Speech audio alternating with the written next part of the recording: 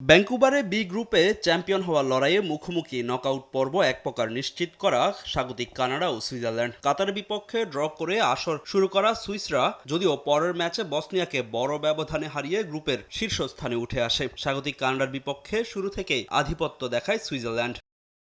যদিও ম্যাচের প্রথমার্ধে গোলের দেখা পায়নি কেউই। বল দখলে সুইসরা এগিয়ে থাকলেও গোলবারে অন টার্গেট শট বেশি রাখে কানাডা। দ্বিতীয়ার্ধে মাঠ নেমে ডেডলক ভাঙে রুবেন বার্গাস। শুরুর একাদশে জায়গা করে নেওয়া জোহান মানজাম্বির অ্যাসিস্ট থেকে সুইসদের লিড এনে দেন এই লেফট উইঙ্গার।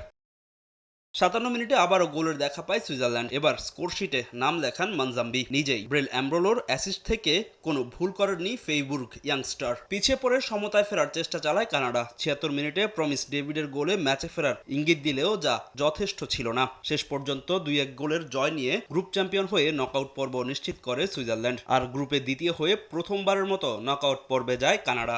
রুচি চানাচুর ৩০০ গ্রাম ও ৫০০ গ্রামের ফ্যামিলি প্যাক, এক প্যাকে পুরো পরিবার।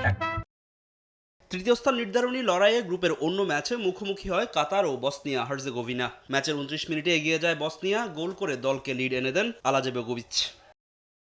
এর ৫ মিনিট পরে আবারও লিডে যায় এডিন জ্যাকোর দল। নিজেদের জালে বল জড়িয়ে ব্যবধান ২-০ করেন কাতারি ডিফেন্ডার সুলতান আল ব্রাকে। যদিও বিরতিতে যাওয়ার আগে ব্যবধান কমান আল হাইথস। ২-১ শেষ হয় প্রথমার্ধের খেলা।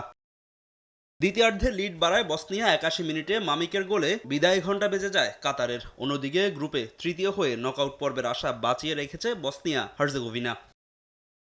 ফাহিম ইসলাম, সময় সংবাদ।